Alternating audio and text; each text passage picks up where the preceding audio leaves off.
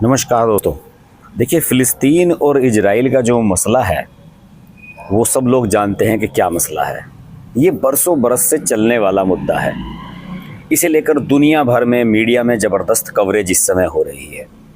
ख़ासतौर से मैं मीडिया की बात करूंगा क्योंकि मैं अक्सर मीडिया के बारे में चर्चा करता रहता हूं। भारतीय मीडिया इसको बिल्कुल अलग तरीके से कवर कर रहा है। मीडिया का एक सेक्शन ऐसा है जिसने खुलेआम ये ऐलान कर दिया है कि वो फ़िलिस्तीन के साथ खड़ा हुआ है। जैसे कि रवीश कुमार हैं, द वायर की आरफा खानम शेरवानी हैं, सत्यहिंदी.com वाले हैं। इन सब की जितनी भी आप डिबेट्स देखेंगे तो आपको यही लगेगा देखने के बाद कि इजराइल जो है वो अत्याचार कर रहा है गाजा पट्टी पर और फ़िलिस्तीनियों पर। और इन लोगों के पास कोई ऐसा नहीं है कि बहुत तथ्यात्मक रिपोर्ट्स हैं या फिर ये लोग जाकर ग्राउंड रिपोर्टिंग कर रहे हैं। इन लोगों की रिपोर्टिंग का काम कौन कर रहा है? जुबैर जैसे लोग जो फैक्ट चेकर का काम करते हैं। वो कहते हैं कि हम फैक्ट चेक करते हैं। और अगर आप पिछले 3-4 दिनों के वीडियोस रवीश कुमार के और आरफा खानम शेरवानी के देखें तो आप दोनों के वीडियो में जुबैर का जिक्र सुनेंगे। वो रवीश कुमार तो अपने वीडियोस में इस तरीके से कहते हैं कि जुबैर ने ये बताया है, या आरफा खानम शेरवानी कहती हैं कि जुबैर का ये कहना है। मतलब उनका ये कहना है कि जो भी तथ्य सोशल मीडिया पर चल रहे हैं, जो फेक न्यूज़ तथाकथित रूप से चलाई जा रही हैं, वो इजराइल के समर्थन में चलाई जा रही हैं, फ़िलिस्तीन के खिलाफ चलाई जा रही हैं, जबकि हकीकत में है उल्टा। इस तरह की बातें वो दिखाने की अपने कार्यक्रमों में कोशिश कर रहे हैं। मैं कुछ वीडियो क्लिप्स भी इसके साथ आपको ऐड करके दिखाऊंगा, जिसमें आरफा ने अपने शो में जुबैर का नाम लिया है और रवीश कुमार ने भी जुबैर का अपना नाम लिया है। इजराइल और हमास को लेकर अनगिनत फेक न्यूज फैला दिए गए हैं।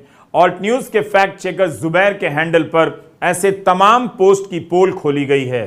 सभी जल्दी में हैं, खुद को सही साबित करने के लिए फेक न्यूज पर तुरंत प्रतिक्रिया देना चाहते हैं।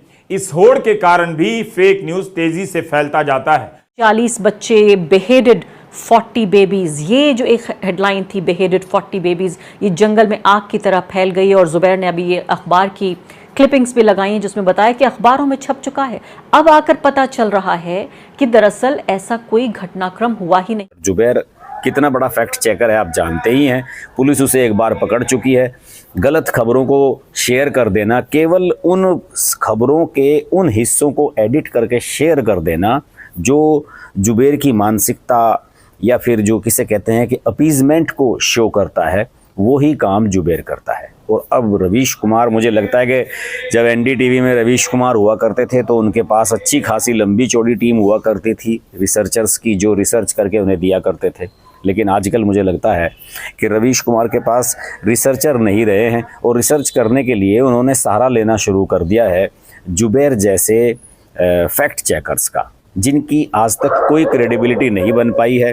कहीं ये साबित नहीं हो पाया है कि जुबैर ने जो कुछ लिखा या जो कुछ शेयर किया वो बिल्कुल सही था, बाकी चीज़ें गलत थी। जुबैर केवल उन्हीं चीज़ों को शेयर करता है जिसमें दिखाया जाता है कि इसमें मुसलमानों पर अत्याचार हो रहा है, मुसलमानों पर जुर्म हो रहा है।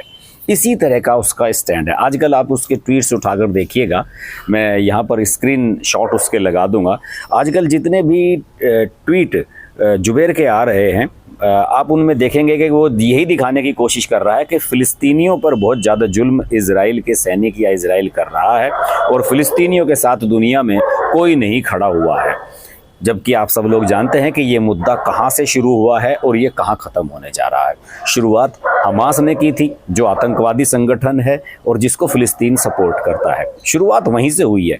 खुद आप रवीश कुमार के वीडियोस में, आरफा के वीडियो में भी सुनेंगे, वो भी कहते हुए आपको सुनेंगे कि शुरुआत कहाँ से हुई।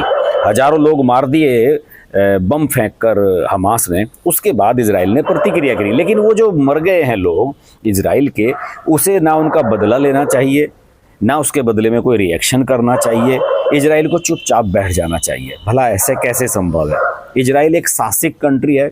इजराइल के बच्चे बच्चे के अंदर एक सैनिक बसता है और एक छोटा सा कंट्री होने के बावजूद बड़े बड़े देश उसके सामने पानी भरते हैं। टेक्नोलॉजी में, बहुत सारी चीज़ों में इजराइल ने बहुत तरक्की की है, उसे आप डिनाई नहीं कर सकते। और दूसरे, भारत का भी स्टैंड अब इजराइल को लेकर स्पष्ट है।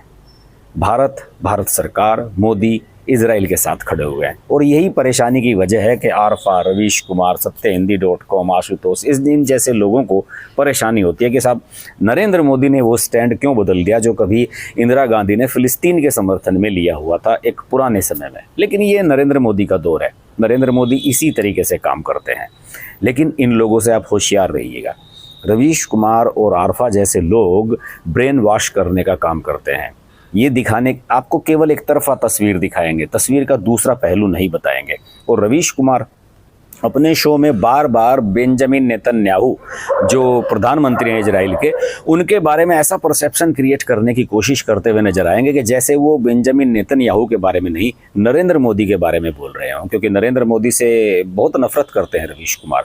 तो ऐसी ऐसी बातें आपको बताएंगे कि वो सनकी हैं बेंजामिन नेतन्याहू, ये करते हैं, वो करते हैं, तुष्टिकरण की पॉलिटिक्स करते हैं, वहाँ की जनता के बीच में वो ज़्यादा लोकप्रिय नहीं हैं, पता नहीं हिटलर से तुलना करते हैं, फलाना करते हैं, इस तरह की बातें बताएंगे कि जैसे वो बेंजामिन नेतन्याहू के बारे में ना बोल रहे हो, नरेंद्र मोदी के बारे में बोल रहे हो। आप ज़रा गौर से देखिए इनके वीडियो को, आपको पता लग जाएगा कि ये कितने बड़े फैक्ट चेकर हैं और कितनी बड़ी सच्चाई अपने वीडियोज़ में ये दिखाने की कोशिश कर रहे हैं। जुड़े रहिए मेरे साथ। नमस्कार।